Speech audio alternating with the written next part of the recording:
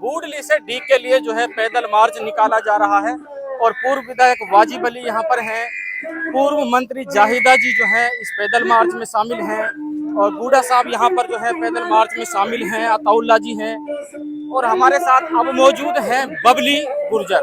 उनसे जानने की कोशिश करते हैं इस पैदल मार्च के बारे में।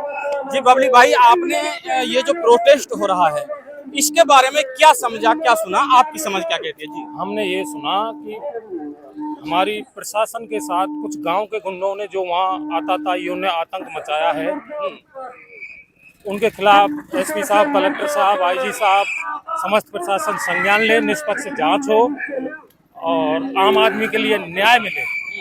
पुलिस का काम है पकड़ना, छोड़ना, अपराधियों के खिलाफ कार्रवाई करना, लेकिन वो पुलिस से मैं ये पूछना चाहता हूँ कि सर आप दिन में ही दबिश क्यों नहीं देते हो, रात को क्यों देते हो? या तो आप लोकल लोग लेके जाते हो गुंडों को और आपके तो एक नोटिस से वो हाजिर हो जाता है। इतना बड़ा क्रिमिनल कहाँ है जो आपके कहने से वो आता नहीं? तो मेरा तो माननीय सर प्रशासन से, एचएसओ साहब जो भी है, संबंधित अधिकारी, सबसे निवेदन है कि जो आपकी आड़ में आकर के जिन गुंडों ने वहाँ इतना बड़ा नुकसान किया है, और साथ से बड़ा नुकसान तो एक बेजुबान को कुड़ारी से काट कर मार डाला। मैंने सुना है एक वहाँ जर्मन शेफर्ड कुत्ता था तो वो भूंसने लगा तो उसको मार दिया। बताओ इनसे ज्यादा निकृष्ट आदमी कौन हो सकता है? अच्छा बबली भाई, आपसे जानना चाहूंगा क्योंकि आप पूर्व विधायक वाजिब अली जी के बड़े करीबी हैं, उनके भाई भी कहते हैं लोग आपको, आपकी चर्चा हुई होगी, क्या मांगे हैं कलेक्टर साहब के पास जो ये मार्च जा रहा है, तो क्या सुना था? अपनी तो ये सुना है, अपनी मांग तो यही है कि कलेक्टर साहब और एसपी साहब के संज्ञान में ये कहानी पूरी आए, वो फिर इसकी निष्पक्ष जांच कराएं कि भाई पुलिस वालों ने वहाँ नुकसान किया है या उन लोगों ने जो वहाँ के आतताई गुंडे आरएसएस के हैं उन लोगों ने किया है। और मुझे तो ये लगता है कि उन आरएसएस वालों ने ही हमारी पुलिस पर हमला किया है। बिल्कुल, एक वीडियो हमने और बनाया था वाजिब अली जी और बूढ़ा साहब अताउल्ला जी का, ऑडियो नहीं आई थी इसलिए वो वीडियो नहीं दिखाए।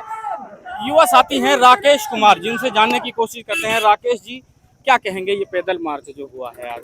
मुश्ताक भाई, ये जो पैदल मार्च निकाला जा रहा है वो हमारी विधानसभा में, हमारे क्षेत्र में जो गुंडाराज चल रहा है, प्रशासन के द्वारा जो मनमानी की जा रही है, उसके रोष में हमारा सभी जो है कांग्रेस कार्यकर्ता, आम जनता जो है वो रोष में सड़कों पर उतरी है।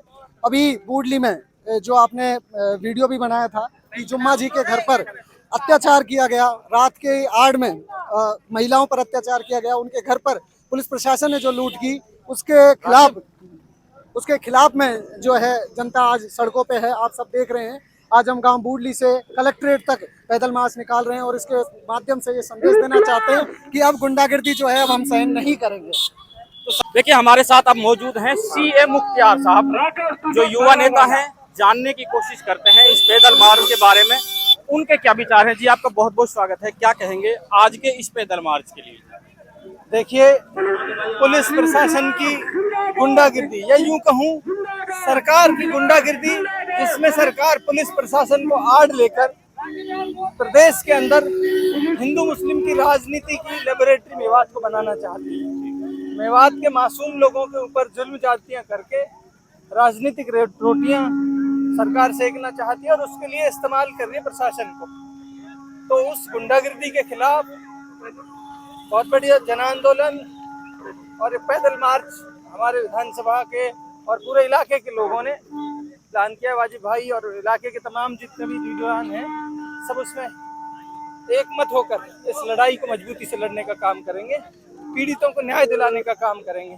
सीए साहब, आपकी प्रतिक्रिया जानना चाहूँगा। यहाँ पर बूढ़ा साहब जो हैं, बूढ़ा जी जो हैं, लगातार पैदल मार्च में शामिल हुए हैं और पसीने से लथपथ हैं, उनके लिए क्या शब्द हैं आपके पास में, क्या विचार?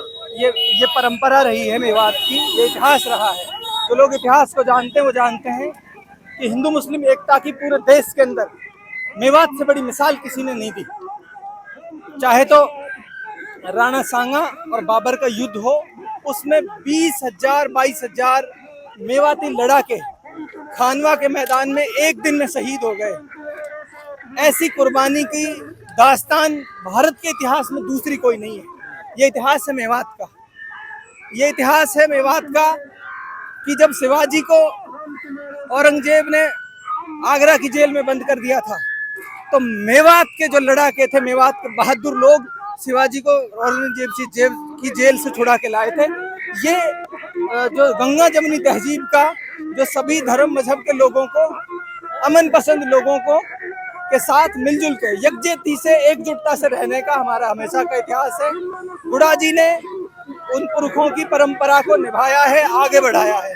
हम उनका स्वागत करते हैं, उनका इस्तकबाल करते हैं, ये बताते हुए कि इस जो परंपरा की नींव हमारे बुजुर्गों ने रखी थी और हमें गर्व है कि हम उस विरासत के ध्वजावाहक हैं। इंशाअल्लाह हम मोहब्बतों का पैगाम हमेशा देते रहेंगे, उनको भी और प्रदेश के किसी भी व्यक्ति को। बहुत सारे लोग जो हैं अभी आगे इंतजार कर रहे हैं, क्या कहेंगे उन लोगों के लिए? तो सर आप सब वो लोग हैं जो जिन्होंने, मैंने पहले भी कहा, इतिहास में बड़ी लड़ाइयाँ लड़ी हैं। ये तो कुछ भी लोग नहीं है। अंग्रेज से लड़ाई हमने लड़ी और मुगलों से लड़ाइयाँ हमने लड़ी, तो ऐसी कोई लड़ाई नहीं है जो हमने नहीं लड़ी। और ये लड़ाई भी बहुत लंबे समय से, मैंने वहाँ भी अपने मंच से भाषण में कहा कि हम छटपटाहट में तो थे, इस जद्दोजहद और फिक्र में तो थे कि यार लड़ाई कैसे शुरू करी जाए, कैसे लड़ी जाए, इस लड़ाई की रूपरेखा क्या हो। क्योंकि बीजेपी मुसलमानों को केंद्र में रख के, मुसलमानों के नाम पे मुसलमानों का डर दिखाकर बहुसंख्यक आबादी को डराकर वोट ले रही है। तो मुसलमानों को टारगेट करना बहुत आसान है। तो हम इस कोशिश में तो थे कि ये लड़ाई शुरुआत कहाँ से हो, लेकिन आज जो मिसाल पेश हुई है, इस लड़ाई की रूपरेखा आज जो बनी है कि सभी समुदायों के लोगों को साथ रहकर, अमन पसंद लोगों के साथ मिलकर इस लड़ाई को आगे लड़ा जाएगा, उसकी बुनियाद डल गई है। इंशाअल्लाह मजबूती से जमीन पर रह के आने वाले समय में अपने लोगों की लड़ाई लड़ेंगे।